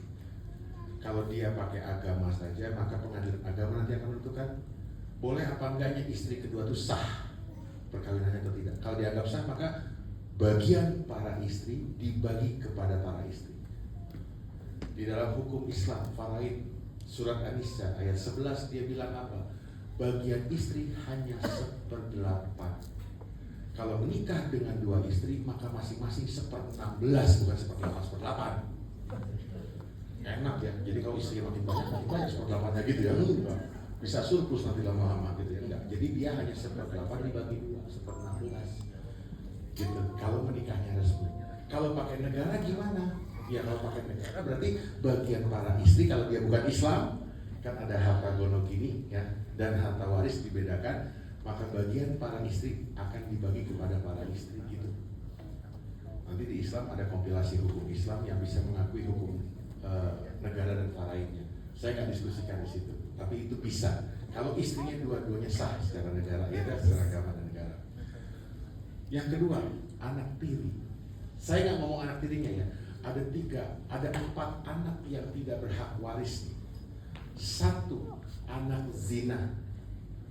Anak yang muncul dari hubungan orang tua yang sudah punya pasangan dan belum resmi bercerai, tiba-tiba punya anak lagi di luar pernikahan. Gitu ya. Makanya pastikan hubungan perkawinan yang kedua itu jangan MBA. Nikah dulu baru punya anak. Gitu ya. Makanya dia akan menjadi anak sah. Yang kedua, anak sambung. Anak sambung itu apa? Anak yang datang dari bawaan perkawinan sebelumnya, itu dia nggak berhak waris. Yang ketiga, anak sumbang. Anak sumbang itu apa? Bukan disumbangin, enggak. Anak sumbang itu anak yang lahir karena hubungan saudara dan keperdataannya dekat dengan dia. Anak adik dan kakak sepupuan menikah itu nggak boleh kan? Gitu, om kita sama tante kita gitu ya, di salah satu keluarga jauh saya gitu ya, ada sepupu jauhnya mama menikah dengan keponakan saya ada. Tuh, kalau di Islam itu nggak tahu boleh apa enggak, tapi secara negara dia nggak punya hak waris. Di fikih Islam juga ada. Dan yang keempat, anak luar kawin. Nah, anak luar kawin ini siapa? Mau dia anak adopsi, mau dia anak angkat, mau dia anak tiri, itu nggak punya hak waris. Kalau mau dikasih gimana? Ada caranya, pakai wasiat, dan wasiat tidak boleh melanggar hak anak yang lain. Sampai di sini gimana? Amannya? Gitu. Oke? Thank you. Karena penanya pertama, jadi kita kasih hadiah sih. Oke, ada lagi yang mau bertanya? Saya. Wah, langsung tiba-tiba banyak, Cip. Boleh tadi siapa? Boleh? Wah, ya, boleh di depan dulu sih. Banyak ya. Silakan. Malam Pak, mau tanya asuransi bukan aset, asuransi dia biaya. Di SPT dimasukkan bagaimana itu asuransi Pak, yang manfaat resiko aja, asuransi jiwa saja. Di dalam SPT, Ibu cari kolom harta pada akhir tahun. Ibu mau buat pen? Ditulis atau teman-teman panitia atau yang mengundang nanti tolong dicatatkan ya. Yang ditulis adalah harta pada akhir tahun. Kode hartanya 039. Ditulis ibu punya asuransi jiwa. Ditulis kapan ibu beli tahun pembeliannya. Ditulis kalau produknya bentuknya endowment yang ditulis akumulasi premi. Kalau produknya unit link atau PEDI yang ditulis adalah nilai unit terakhir per 31 Desember, nanti keterangannya nomor polis. Hanya itu. Kalau misalnya nggak paham, tanya sama yang undang, suruh WhatsApp saya besok, saya kirim contoh formatnya gratis buat ibu. Nah, akumulasi preminya. Gitu. Jadi sebagai biaya Pak. Sebagai harta pada akhir tahun, kode 039 investasi lain yang masuknya ke dalam kode biaya. Kita nggak bilang dia biaya, tapi dia 039 investasi lainnya. Investasi lain dalam undang-undang itu adalah investasi yang tidak dikenakan pajak. Kode HP-nya 039. Orang pajak tahu. Kalau nggak tahu suruh telepon saya kenalin sama orang pajak Jakarta. Gitu aja. Karena saya juga tahunya begitu. Yang ngajarin orang pajak juga. Sampai sini mana? Aman? Oke. Ada lagi yang mau bertanya? Nah, boleh sebentar. Wah, sebentar Pak ya. Baik, Assalamualaikum warahmatullahi wabarakatuh. Waalaikumsalam. Ya, terima kasih atas kesempatannya. Nama saya Subhan, Chief. Ini yang saya pernah ikut training yang mengatakan bahwa apabila ini ceritanya hubungan di luar pernikahan, terus ada anak, terus lama nggak berhubungan pada saat bapaknya meninggal, ya orang ini dibuktikan, katanya bisa dibuktikan melalui tes DNA bahwa dia adalah nanti akan menjadi ahli waris yang sah, dan itu dibuktikan. Apakah bisa mendapatkan hak waris untuk anak yang tidak sah, dan tapi dibuktikan dengan tes DNA? Itu aja Pak? Ya, itu aja. Sesuai dengan keputusan Mahkamah Konstitusi tahun 2015 yang ditandatangani oleh calon wakil presiden Indonesia yang kemarin kalah, gitu aja, bahwa apabila seorang anak di luar perkawinan dapat membuktikan atas tes DNA bahwa itu adalah orang tua dia, maka status anak itu berubah menjadi anak sah. Oke, pertanyaannya, dapat waris nggak? Belum tentu. Belum tentu. Karena apa? Pertanyaannya, orang tuanya pas punya anak ini punya istri nggak? Apakah ini datang dari hubungan yang sah apa tidak? Contoh Pak, orang tuanya itu mereka punya anak dan tidak menikah. Orang zaman dulu banyak gitu ya. Mereka berhubungan dan tidak memutuskan tidak menikah, ya pokoknya nikah aja sampai akhirnya mereka meninggal dunia. Anak ini secara status di negara itu menjadi anak di luar kawin. Tapi anaknya bisa mengurus surat orang tuanya karena memang dulu mereka tidak menikah. Namanya isbat nikah. Mereka melakukan isbat nikah, orang tua yang sudah meninggal dinikahkan, maka anaknya jadi punya hak waris. Gitu ya. Nah, kalau sulit nyari suratnya, bisa pakai tes DNA. Itu maksud surat tes DNA itu, Pak. Memutuskan bahwa dia memang keturunan yang sah. Tapi kalau orang tuanya menikah dengan orang lain dan ternyata dia anak dari perempuan lain itu, anak nggak anak, tapi atas hubungan zina, maka anak itu tidak berhak waris. Kalau Bapak nggak percaya, buka Google Salam Super. Ada tuh. Bukan kata saya ya, kata Google. Jadi harus dibuktikan secara hukum. Jadi keputusan DNA itu menunjukkan bahwa dia sebagai anak betul. Apakah dia berhak waris? Belum tentu. Mesti dilihat dulu pasti silsilah ceritanya dan banyak story-nya. Gitu. Kalau mau curhat nanti WhatsApp saya. Gitu ya Pak ya. Tapi pertanyaannya, Bapak nanya pasti ada maksudnya dong, nggak mungkin nggak ada maksudnya, gitu ya. Kalau sampai ketemu yang kayak begitu, apa mesti dilakukan? Gampang. Kalau memang Bapak cinta sama ini anak, bikin wasiat aja buat dia. Tapi jangan lupa, orang yang udah kita zolimi di sebelah kita yang mungkin nggak diceritakan. Sebab orang punya harta kan biasanya diam-diam nih, gitu ya, dia nggak cerita. Nah, yang hubungan sah ini kan berarti hartanya akan diambil pakai wasiat untuk anak di luar kawin tadi kan? Di Indonesia anak luar kawin boleh nggak terima wasiat? Boleh, sah, tapi tidak melanggar haknya. Berapa itu nilainya? Bisa sampai sepertiga harta buat dia. Kasih wasiat boleh. Tapi kan sepertiga hasilnya dikasih ke orang lain buat keluarga yang kita cintai di sini. Nah, keluarga cintai di sini, telepon prudensial, ganti sepertiganya pakai UP. Nggak ada yang hilang Pak, semuanya jadi amat terkenal di dunia akhirat. Coba sini. Sip. Oke, terjawab Pak Subhan ya. Oke, tadi saya lupa kasih hadiah nih Bu, untuk Ibu silahkan. Karena pertanyaan kedua jadi hadiahnya lebih kecil. Oke, silakan Pak Subhan. Oke, saya masih punya hadiah nih. Siapa lagi yang mau tadi bertanya? Oh boleh, silakan Pak. Mau angkat telepon dulu atau? Makasih. Sebenarnya ada yang ini pengalaman ini Pak sudah 2 tahun yang lalu. Ada teman saya punya 2 anak kandung, 1 anak angkat. Tahun lalu orang tuanya memberikan harta warisan kepada anak angkatnya dan meminta kedua anaknya untuk menyetujui. Pada saat itu kedua anak kandungnya ini menyetujui, mungkin karena dia takut, terpaksa, atau mungkin menghargai orang tuanya. Ya, oke. Yang menjadi pertanyaan, apakah setelah orang tuanya meninggal, kedua anak kandung ini bisa membatalkan demi hukum warisan yang diberikan kepada anak angkatnya, gitu. Oke. Kita berarti mau ngomong masalah wasiat apa hibah yang sudah diberikan kepada anak angkat. Jadi proses itu adalah gini Pak.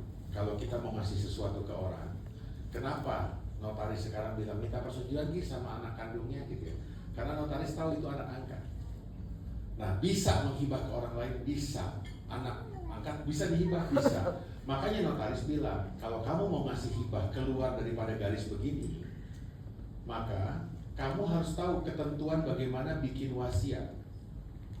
Nah, karena dia nggak pakai wasiat, dia pilih hibah, maka dia pilih bagaimana ceritanya supaya tidak melanggar hibah yang seperti ini, gitu ya. Nah, notaris bilang boleh nggak hibah ke orang lain? Boleh, kok ke saya juga boleh. Di Islam juga boleh menghibah ke orang lain, tapi dengan catatan undang-undang. Kita lihat undang-undangnya. Undang-undang bilangnya begini: jika kita mau bikin sesuatu, maka tolong baca undang-undang. Undang-undangnya bilang Bapak Ibu mau ngasih akses harta kepada orang yang mungkin nggak punya hak. Nah, undang-undang bilang begini Pak, kan atas sesuatu yang mungkin terjadi, takut terjadi tuntutan dari si anak kandung kepada anak angkat tersebut suatu hari nanti. Maka Bapak Ibu bisa bikin perikatan sebenarnya di notaris. Perikatannya apa isinya? Perikatan isinya adalah sebuah persetujuan, ini undang-undangnya Pak. Sama persis seperti polis, bikinlah persetujuan antara siapa yang berkontrak di situ. Saya, pemilik harta, ngasih ke anak angkat saya dan semua setuju. Siapa yang punya hak setuju melepaskan haknya, saudara pasti bunyinya begitu. Melepas hak saya untuk dikasih ke anak angkat. Tapi kalau itu nilainya banyak, pasti notaris juga nggak mau, karena takut diganggu sama pasal 913 legitimate porsi namanya. Nah, jadi semua orang bersepakat. Bunyi pasalnya, kalau semua orang bersepakat atas itikat yang baik, maka dia tidak bisa digugurkan. Gitu. Gitu Pak. Jadi Bapak tanya, bisa digugat nggak? Bisa Pak. Orang kita diam aja digugat bisa Pak. Ya apalagi orang gemuk sekarang kan yang berperkara di pengadilan, dia lagi marah-marah aja bawahnya gitu. Gugat aja gitu ya, bisa. Nggak enak ngomong aja bisa digugat gitu. Jadi apapun bisa digugat, tapi menang atau tidaknya, selama dia dibuat berdasarkan undang-undang, maka dia tidak bisa dibatalkan, akan jalan terus. Gitu. Sampai sini gimana Pak? Aman ya? Oke, aman ya Pak ya. Oke, saya masih ada satu hadiah lagi nih, silakan Pak hadiahnya. Ada lagi yang mau bertanya? Oh, di depan sana nih.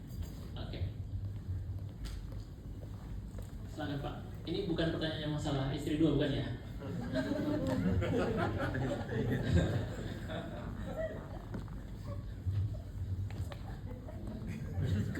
Jadi grogi kan, jadi istri dua. Bisa. Ya itulah Chef, kalau ikut belajar tapi istri ikut jadi ya. Pertanyaannya gini Chef, sebenarnya nama saya David. Yang saya pertanyakan case di mana anak angkat tapi orang tuanya dua-dua itu sudah tidak ada. Nah, bagaimana dengan statusnya si anak ini, si anak angkat ini? Apakah dia masih bisa menguasai harta si bapak angkatnya atau seperti apa? Oke. Terima kasih Chef. Anak kandungnya ada? Nggak ada. Nggak ada. Jadi Nggak ada. mereka cuma angkat anak aja. Iya. Ya sudah. Agamanya apa? Muslim. Agak susah ya. Secara fikih ya, kalau saya bicara mengenai surat An-Nisa secara fikih, dia bilang begini, apa yang saya tuliskan di Al-Quran itu sebaiknya diikuti, gitu. Diikuti maksudnya apa? Dia nulis di ayat 7 juga siatin awjain. Kalau saya sudah bertitah ke dalam Al-Quran ini, kamu tolong ikuti. Di mana hanya keturunan yang saya mendapatkan harta. Jadi harusnya anak angkat enggak. Tapi secara Islam, Kan ada surat ayat 11 kayak kami ingin membangun generasi berikut itu jadi lebih baik, maka saya butuh anak angkat itu menjadi generasi penerus saya gitu ya. Nah dalil fikihnya itu bisa macam-macam, tapi tujuannya saya nggak mau ke situ. Jadi gini, apakah anak angkat ini bisa mendapatkan harta waris? Jawabannya bisa aja selama tidak ada yang menggugat gitu, menggunakan Al-Quran itu sebagai tonggak untuk meminta harta warisnya. Karena secara Islam, kalau dia nggak punya anak, maka harta itu akan lari ke saudaranya. Ya, beda dengan negara. Kalau di negara, saya nggak ada, itu saya akan kasih ke istri saya kalau saya nggak punya anak 100%. Oke, kalau istri saya juga nggak punya, saya sendiri, maka larinya baru ke orang tua dan saudara. Tapi Islam beda. Di Islam itu kalau saya nggak ada, dia bukan lari ke istri ke anak, ke orang tua dulu sebenarnya. Kalau saya nggak punya anak, gitu ya, tapi saya punya istri nggak pemilik semuanya, istri dibatasi hanya 1/8, itu surat An-Nisa ayat 11 bilangnya begitu. Nah yang 7/8 kemana? Yang 7/8 lari ke saudara kandung laki-laki sebagai asobah pembagi tahap terakhir. Nah pertanyaannya, asobahnya kalau dalam Islam bilang begini, saya tahu hak saya, tapi karena itu ada anak angkat yang mengurusi orang tuanya, saya ikhlaskan kepada dia. Nggak ada masalah Pak, kalau gitu boleh. Merelakan hak waris itu boleh secara Islam. Itu baik bahkan, ya, karena membangun sebuah generasi berikutnya. Tapi kalau saudara lainnya tiba-tiba bilang, loh saya kan punya hak dan saya minta, maka anak angkat harus rela. Nggak bisa ngomong apa-apa. Sebab kompensasinya Pak itu ada surat An-Nisa ayat 14. Kalau kita melanggar Al-Quran itu hukumnya nerakanya kekal Pak. Nah, gimana caranya? Gampang. Ngobrol aja. Konferensi meja bundar. Diskusi. Kita diskusi manfaat aja. Kamu butuh berapa? Saya juga butuh. Saya ngurusin ini kan jujur terbuka. Sudah selesai Pak. Itu aja. Nah tinggal kalau kita sudah pernah mendengar cerita kayak begini, jangan diulangi di kemudian hari. Kasih tahu sama yang lain. Makanya kalau nanti ada saudara apa siapapun punya anak angkat gitu ya, pastikan diskusikan sama saudaranya bahwa harta ini akan saya kasih ke mereka. Bikin wasiat. Boleh Pak, wasiat wajibah namanya. Kasih ke anak angkat tersebut. Boleh. Atau anggap sebagai anak, boleh. Relakan hak warisnya ke saudara kandung, boleh. Bilang aja, saya rela kok. Boleh demi menjaga keutuhan keluarga kan, jagain gitu ya. Tapi jangan lupa, kebetulan kan di undang prudensial ya, hak kamu nggak akan saya kurangi. Hak kamu nanti diganti sama prudensial, karena prudensial bisa mengembalikan hak kamu tapi nggak sekarang. Tidak dalam bentuk waris. Sampai sini Pak? Iya. Ya artinya potensi konflik yang bisa muncul itu dari pihak saudara laki-laki ya. Kalau anak dari saudaranya, ini jadi panjang urusannya Pak. Kalau dalam hukum perdata negara ini, siapa yang tidak berhak, yang bisa mendapatkan waris itu adalah golongan yang masih hidup. Selama golongan masih hidup dia tidak hak waris. Tapi kalau sudah meninggal diteruskan sama golongan yang masih ada selama golongan yang sebelumnya sudah nggak ada. Jadi anaknya dia punya hak sebenarnya. Cuma dia terhijab namanya selama golongan sebelumnya masih ada, saudara lainnya masih ada. Itu kalau di Islam beda seperti perdata. Sampai sini aman terkendali. Thank you Pak David. Ini masih ada hadiah sih satu ya buat Pak David. Oke, masih ada panitia lagi. Ada hadiah lagi? Masih ada? Oh masih ada satu katanya. Boleh Chief ya, satu lagi ya. Wah langsung di sebelah sini. Boleh, sip. Ya, makasih. Saya mau tanyakan tadi tentang yang ini. Contoh nih, dia anaknya semua perempuan. Nah, di situ kan ada namanya hak asobah. Nah, kalau yang saya mau tanyakan, kalau tadi umpamanya saudara-saudaranya itu semua setuju untuk aset itu atau harta itu jatuh ke anaknya perempuan semua, apakah limit porsinya itu sudah gugur semua? Karena yang ditakutkan Pak, nanti anaknya lagi, si saudaranya ini punya anak, kalau dia tahu tentang limit porsi itu kan bisa jadi dia gugat begitu Pak. Apakah pertama orang tuanya sudah setuju untuk kasih ke anak perempuan, anak si saudaranya yang perempuan semua, apakah living deposit sudah gugur, jadi anaknya nanti itu tidak bisa berhak lagi kalau dia mau gugat gitu Pak? Oke. Pertanyaannya bagus, tapi mau saya garis tengah dulu ya. Nggak ada legitimate porsi dalam Islam. Oh, iya. Jadi kalau udah pakai hukum Islam, perempuan laki sudah ada porsinya secara Al-Quran. Jadi nggak ada legitimate porsi. Legitimate porsi yang terjadi di dalam perdata non Muslim. Oh. Gitu. Jadi perempuan punya hak waris dalam Islam satu bagian, laki-laki dua bagian. Nah kalau itu kan nilainya nggak bisa ditentukan legitimate porsi, karena mesti dihitung dulu. Kalau mau hitung gampang, buka itu aja website Departemen Agama, buka e-waris nanti ketahuan kalau saat itu legal. Oh jadi Pak, intinya dalam hukum Islam itu tidak bisa digunakan ya? Berarti harus ada asobah, tetap harus ada asobah. Iya. Itu wajib ya, harus ada asobah itu ya? Iya. Jadi intinya anak perempuannya harus merelakan untuk kasih ke saudaranya gitu. Bukan merelakan, itu aturan Al-Quran. Iya, betul. Kalau merelakan kan kesannya ya udah enggak. Artinya itu tidak bisa memang Pak ya, artinya kan sudah ada di surat An-Nisa. Ya, berarti bukan nggak bisa. Jadi gini, prinsipnya waris itu hak. Kalau saya tahu hak saya dan saya tidak menggunakan, boleh nggak? Boleh. Iya. Tapi kita tahu hak kita dulu gitu. Nah, hak kita untuk menerima satu bagian keluarga perempuan. Ada hak asobah namanya. Nah, hak asobah dikasih. Nah, ternyata si asobah ini bilang, enggak, saya tahu hak saya tapi ini buat kalian aja. Ya sudah, nggak ada yang melanggar di Al-Quran. Yang khawatir tuh, loh itu kan hak saya, hak umum itu bagian saya gitu, rebutan. Sementara kita melanggar haknya orang gitu. Al-Quran nulis, nggak menghukum sih, cuma nulis aja tuh di ayat 14. Barang siapa yang melanggar perintahku, maka masuk ke neraka kekal, kamu kekal di dalamnya. Gitu, di api neraka. Ya. Itu yang kita takut. Oke. Gitu. Yang di sini kan penghuni surga semua. Makanya diundang kan ya. Gitu Pak. Ini lagi Pak, Ya. saya sebenarnya sampai sekarang cari datanya.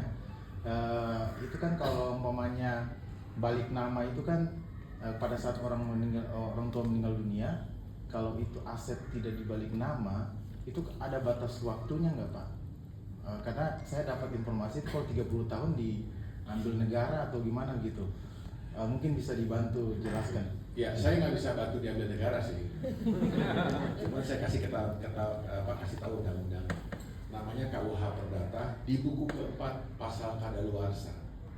Ya, tulisannya begini, Pak. Apabila tidak ditemukan siapa pemilik hak harta berikutnya dalam tempo 5, 10, 15, 20, 25 sampai maksimal 30 tahun, maka negara punya hak untuk menentukan hak siapa yang harusnya menerima, bukan diambil negara. Negara tidak akan ambil hak orang Indonesia, gitu ya, harus salah karena hukumnya kadaluarsa. Contoh, bukan cuma nggak ini, orangnya hilang, ahli warisnya nggak ketemu, orang tuanya ditinggalkan selama 30 tahun, terus yang ngurus hartanya siapa? Gitu. Makanya negara punya hak untuk mengambil alih sementara sampai ketemu lagi. Caranya gimana? Ada strukturnya, harus mengumumkan di koran selama berapa kali, gitu-gitu. Ada SOP-nya. Tapi diambil negara tidak. Nah, undang-undang di buku yang pertama memang ada tulisan kalau memang harta waris tidak terbagi akan diambil negara. Tapi orang Indonesia kan gitu ya, kalau baca ketentuan sepotong, lupa. Berantem dulu pokoknya gitu ya. Nah, buku keempatnya nggak dibaca. Gitu. Nah, di buku keempat tulisannya diambil negara untuk diatur apabila orangnya tidak ada selama 5 tahun, 10 tahun. Karena kalau orangnya tiba-tiba muncul, maka yang sudah dapat harus mengembalikan. Gitu. Siapa wali adil di negara ini? Hanya negara. Masuknya ke balai harta peninggalan. Gitu kan? Sampai sini. Aman ya? Sip. Aman ya. Oke, karena ini pertanyaan penutup dari hadiahnya lebih besar lagi. Oke, cukup ya Chief Henry. Terima kasih Bapak Ibu sekalian. Oke, tepuk tangan sekali lagi dong untuk Chief Henry ya, keren banget ya sharing hari ini dan tentunya membuka wawasan kita terkait harta gitu. Ternyata harta yang kita kumpulkan itu banyak musuhnya gitu ya, terutama masalah administrasi. Salah satu case tadi itu yang saya ingat ya, yang saya catat tadi harta tergugat sekitar 1,3 M tapi biayanya sampai 7 M.